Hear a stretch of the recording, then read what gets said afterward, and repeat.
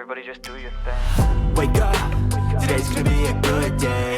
Wake up, today's gonna be a good day. Wake up, today's gonna be a good day. Welcome, fabricators. Hot off the heels of Ignite, Live 360, and the past summit, we got a lot of big announcements for Microsoft Fabric, especially having to do with data agents.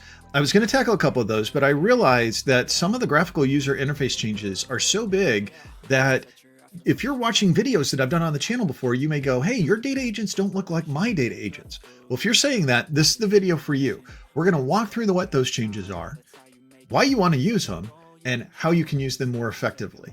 Okay, I don't just want to talk about what we're going to do. I want to show you. Let's go look at this great content together.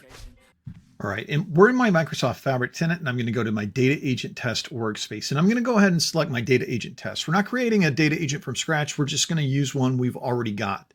So I've already built this out. We're connected to our box office data warehouse, and I'm going to start with agent instructions because this is our first graphical user change.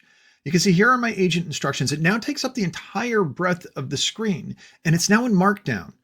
We're going to get to that in a little bit. But also, if I was looking for my data source instructions, if I'm in data, I need to right click to get that. And I also need to get that for my example queries as well.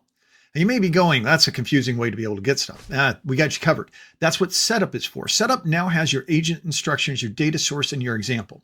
So let's look at these agent instructions a little bit more carefully. As you can see, this is Markdown. If you're not familiar with Markdown, Google or Bing is fine, a tutorial on this. And as you can see, we've got different headings that control the different size of our text, H1 through H4.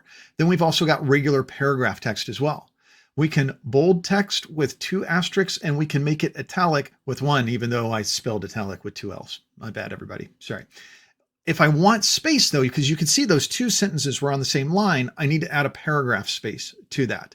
Something to keep in mind. I can also highlight and use the tools I've got up top for paragraph, heading 1, bold, italic. Also for list items. Little dash gets you a bolded item.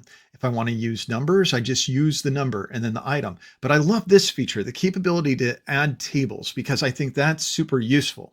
Now, what I'm going to do is I'm going to replace the instructions that I previously had with some now more Markdown formatted. As you can see, the legibility of this is really important for me, the user, anybody I may be partnering with, but also the agent.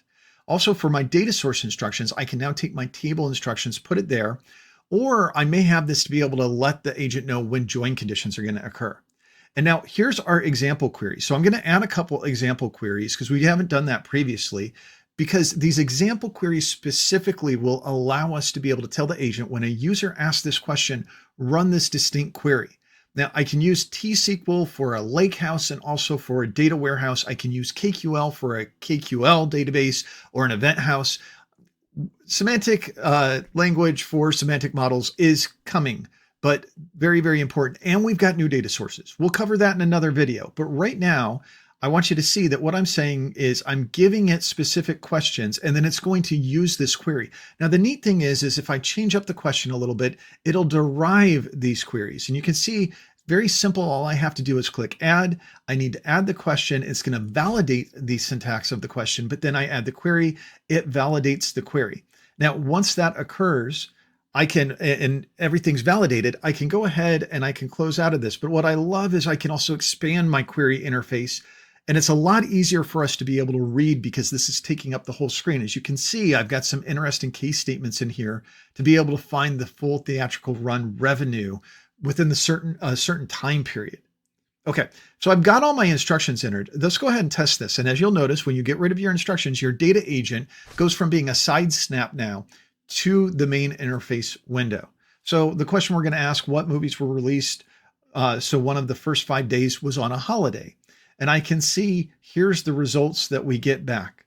Now, let me go ahead and throw another question in, and then we're going to look at the result sets of this.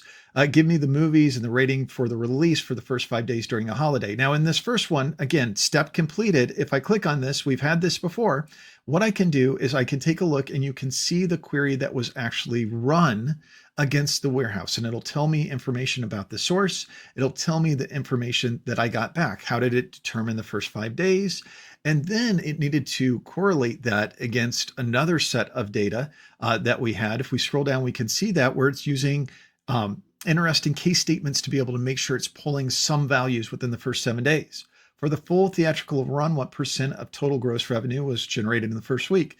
This is nice, great, the data is here, but I did see that we've got this interesting capability. Visualize this for me. Why not, right? Let's try and visualize this a little bit more. We've got the text, and we saw a demo that Nelly did at Ignite.